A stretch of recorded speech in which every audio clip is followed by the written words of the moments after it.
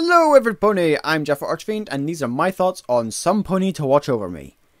Well, this was awkward to watch in places, and a little bit, well, head-scratching to be honest. Applejack grows all concerned with leaving Applebloom on her own for a single day, worried that she'll have an accident, but willingly allows her to go running off with Scootaloo and Sweetie Belle to perform lion taming, hand gliding, etc, etc, etc, at any given time without any care for her safety? Methinks the writers weren't thinking clearly. That, or it's a case of, like, Applejack can't trust Applebloom on her own, and for some reason could trust her in the company of two other fillies. Then again, it's been seen again and again that Applejack does get a case of the dumbs whenever it comes to the situation of family. So it is possible to let this continuity slide this once. Aside from that glaring point, it came out as a decent episode with a good moral, even if Applejack did kind of mangle it at the end. I guess I did get a little carried away watching over you, and if you hadn't snuck out like you did, maybe I wouldn't have figured that out. Also, ponies in knee-high boots is now a canon thing.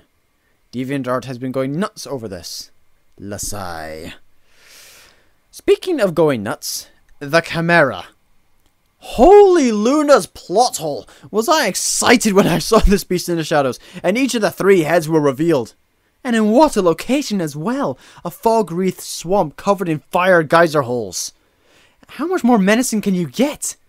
And was it just me, or was the screen during the portion of this episode ringed by faded black? Of course, that could just be YouTube acting up. All that atmosphere and tension. And then it talked. Now, I have no problem with the creature speaking. Okay, maybe a little problem, but that's just personal preference.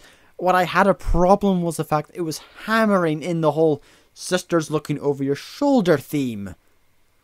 We got enough of that with Applejack earlier to get the gist of what was going on.